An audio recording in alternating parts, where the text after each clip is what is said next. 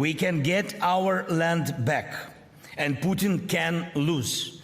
And this has already happened more than once on the battlefield. Our actions are limited only by the sufficiency and length of the range of our strengths. But what does not depend on us?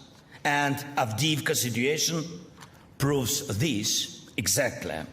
Dear friends, unfortunately, keeping Ukraine in the artificial deficit of weapons, particularly in deficit of artillery and long-range capabilities, allows Putin to adapt to the current intensity of the war.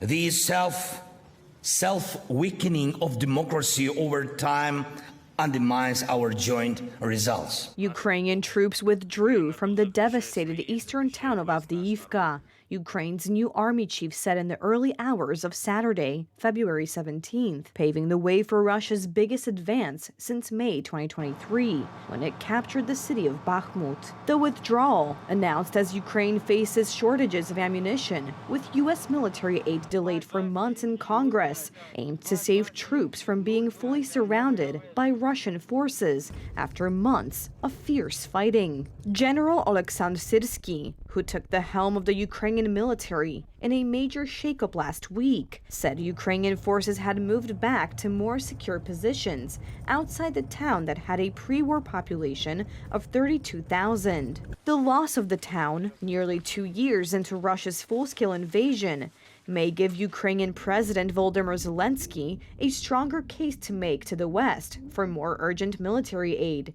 as he addressed the Munich Security Conference on Saturday. On Thursday, U.S. President Joe Biden had said that Avdiivka risked falling to Russian forces because of ammunition shortages following months of Republican congressional opposition to a new U.S. military aid package for Kyiv.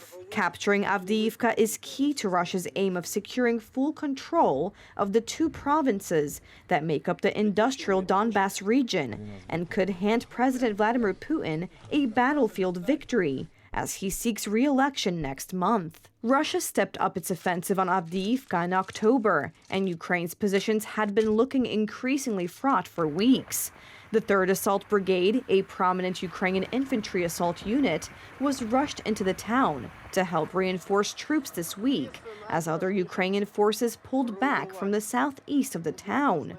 The unit described the fighting as hell and said on social media that Ukrainian defenders had been outnumbered by Russian forces by a ratio of about 6 to 100 in some places. Russia has not given details of its losses in the brutal fighting for the town, but Ukrainian officials and Western military analysts say its advances have come at a staggering cost in terms of personnel and armored vehicles. The town, where fewer than 1,000 residents are now left, lies just north of the Russian-held bastion of Donetsk, which Ukraine lost control of in 2014, when Moscow's proxies began an uprising.